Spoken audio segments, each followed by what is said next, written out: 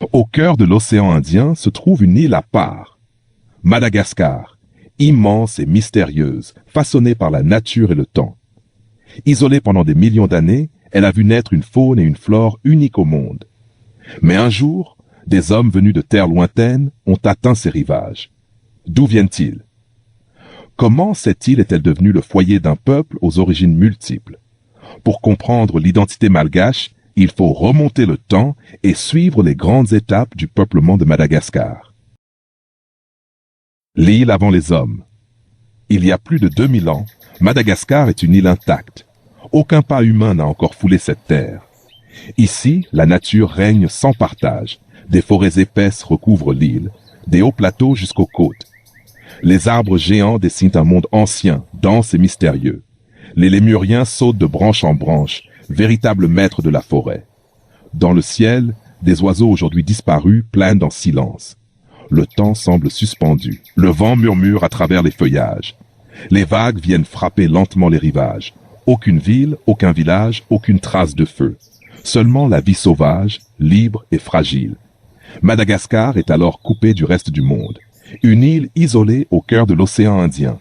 Un sanctuaire naturel façonné par les siècles qui ignore encore que l'homme approche.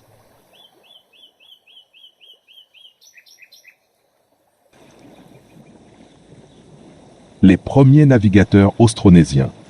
Très loin de Madagascar, en Asie du Sud-Est, des hommes prennent la mer.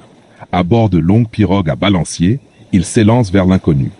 Guidés par les étoiles, le vent et les courants marins, ces navigateurs austronésiens affrontent l'immensité de l'océan Indien. La mer est dangereuse, imprévisible, mais leur savoir de la navigation et leur courage les portent toujours plus loin.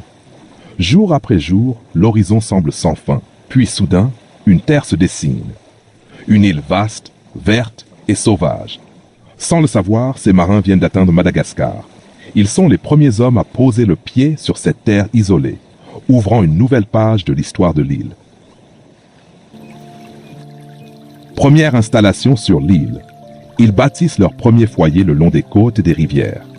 Ils observent la terre, choisissent les lieux où l'eau et la nourriture sont proches.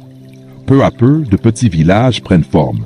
Des maisons simples, construites en bois, en feuilles et en fibres naturelles. La vie s'organise lentement, dans un équilibre fragile avec la nature. Ils cultivent le riz, travaillent la terre avec patience. Ils pêchent dans les lagons, chassent et récoltent ce que la forêt offre. Chaque geste est appris, transmis, répété au fil des saisons. Madagascar commence alors à changer. La nature sauvage est toujours là, immense, mais l'homme y trouve désormais sa place. Les premières communautés s'enracinent et une nouvelle histoire commence sur l'île.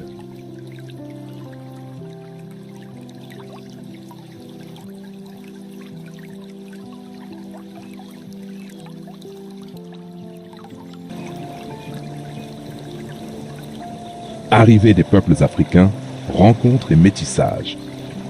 Des siècles après les premières installations, de nouvelles embarcations apparaissent à l'horizon. Elles viennent de l'ouest, portées par les courants du canal du Mozambique. Depuis les côtes de l'Afrique de l'Est, d'autres hommes prennent la mer et atteignent Madagascar. À leur arrivée, ils découvrent une île déjà habitée. La rencontre entre les peuples se fait progressivement. Il n'y a pas de rupture brutale, mais des contacts lents, faits d'observation, d'adaptation et d'échanges. Les langues se croisent, les gestes se partagent. De nouvelles techniques agricoles enrichissent celles déjà existantes. L'élevage du zébu devient central, transformant l'alimentation, le travail et les traditions. Avec le temps, la cohabitation s'installe durablement. Les familles se mêlent, les coutumes s'entrelacent. De l'Afrique et de l'Asie naît une culture nouvelle, profondément originale. C'est ainsi que se forme le peuple malgache. Un peuple issu du voyage, de la rencontre et du métissage, porteur d'une identité unique au cœur de l'océan Indien.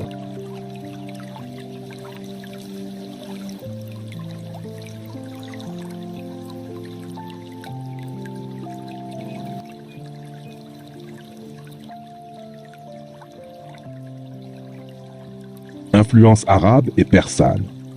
Au fil des siècles, Madagascar s'ouvre progressivement sur le monde. L'île s'intègre aux grandes routes commerciales de l'océan Indien. Depuis la péninsule arabique et la Perse, des boutres sillonnent la mer. Portés par les vents de la mousson, les marchands atteignent les côtes malgaches. Ils accostent dans des ports naturels, devenus lieux d'échange et de rencontres. Avec eux arrivent de nouvelles pratiques. Le commerce se développe, reliant Madagascar à des terres lointaines. L'écriture, des savoirs nouveaux et des croyances s'introduisent peu à peu. Les côtes s'animent. Les échanges transforment la société sans effacer ses racines profondes. Madagascar devient alors un carrefour de civilisations, où se mêlent influences africaines, asiatiques et arabes, façonnant durablement l'histoire de l'île.